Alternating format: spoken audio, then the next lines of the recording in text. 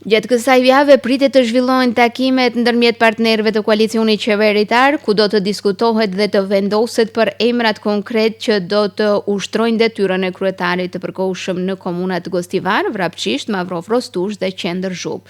Në këto komuna, në rrethin e parë të zgjedhjeve lokale, pjesëmarrja e qytetarëve nuk ishte mjaftueshme për të arritur censusin e nevojshëm, prandaj zgjedhjet do të përsëriten nga e para. Këtë e paralajmëroi ditë më parë kryeministri Kristian Mickoski, i cili theksoi se zgjedhjet e reja do të mbahen brenda afatit ligjor për 60 ditësh pas emërimit të kryetarëve të përkohshëm. I pyetur për situatën në komunën e Gostivarit, kryetari aktual Valbon Limani deklaroi se mandati i tij vazhdon deri në zgjedhjen e kryetarit të ri. Nëse ndodh emërimi i ushtruesit të detyrës, ne do të kërkojmë shqyrtimin e kushtetutshmërisë së vendimit, u shpreh Limani, duke shtuar se fjalën e fundit e kanë qytetarët, të cilët folën më 19 tetor dhe do të flasin sërish në zgjedhjet e ardhshme. Mirë, ne realisht ne do ta kërkojmë të drejtën tonë e cila na takon me ligj. Unë jam i emëruar më 8 korrik 2024 si ushtrues detyre nga Këshilli dhe konfor ligjit për veçëvërisje lokale dhe edhe nenit 54 me të cilin jam zgjedhur, por edhe me nenin 4 i cili pati ndryshim.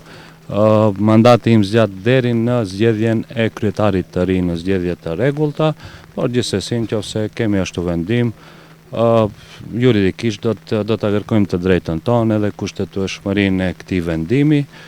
Ashtu si do të vendosin, për ne është më me rëndësi besimi i qytetarëve.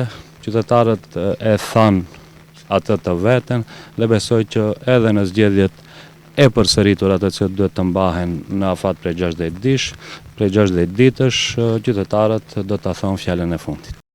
Në zgjedhjet e 19 tetorit, në garë për postin e të parit të Gostivarit, ishin 4 kandidat: Valbon Limani nga Aleanca Kombëtare për Integrim, i cili fitoi 16.949 vota, Sebajdin Dauti nga Vlen, që fitoi 4.221 vota, Darko Grujovski nga Majta 2.857 dhe kandidati i pavarur Visar Ademi 1.409 vota. Ndërkaq sa ju përket mandateve të fituara nga votimi për këshilltar, Aleanca Kombëtare për Integrim ka fituar 12 vende këshilltarësh, VMRO-DPMNE-ja 5, Vlen 3, Partia Demokratike e Turqive 2 dhe Lidhja Social Demokrate e Maqedonisë 1 vend.